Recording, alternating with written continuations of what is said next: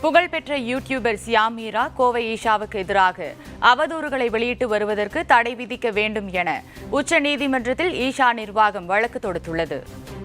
புகழ்பெற்ற YouTuber Siam Meera என்பவர் கோவை மாவட்டம் வெள்ளியங்கிரியில் செயல்பட்டு வரும் ஈஷா யோகா மையத்துக்கு எதிராகவும் அதன் நிறுவனர் ஜக்கி வாசுதேவுக்கு எதிராகவும் தொடர்ந்து அவரது யூடியூப் பக்கத்தில் வீடியோக்களை பதிவிட்டு வருவதாக ஈஷா நிர்வாகம் குற்றம் சாட்டி வருகிறது.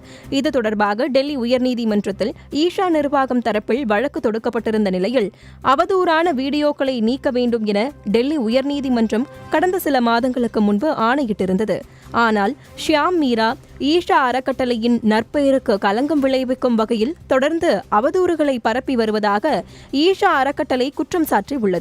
இந்த நிலையில் ஈஷாவுக்கு எதிராக யூடியூபர் தொடர்ந்து அவதூறுகள் பரப்பி வருவதற்கு தடை விதிக்க வேண்டும் எனவும் டெல்லி உயர்நீதிமன்றத்தில் நிலுவையில் உள்ள வழக்கை சென்னைக்கு மாற்றக் கோரி சியாம் மீரா தரப்பில் தொடுக்கப்பட்ட வழக்கை உச்சநீதிமன்றம் தள்ளுபடி செய்ய வேண்டும் எனவும் ஜக்கி வாசுதேவுக்கு எதிராக பரப்பப்படும் அவதூறுகளை தடுக்க வேண்டும் என ஈஷா அறக்கட்டளை சார்பில் உச்சநீதிமன்றத்தில் வழக்கு தொடுக்கப்பட்டுள்ளது.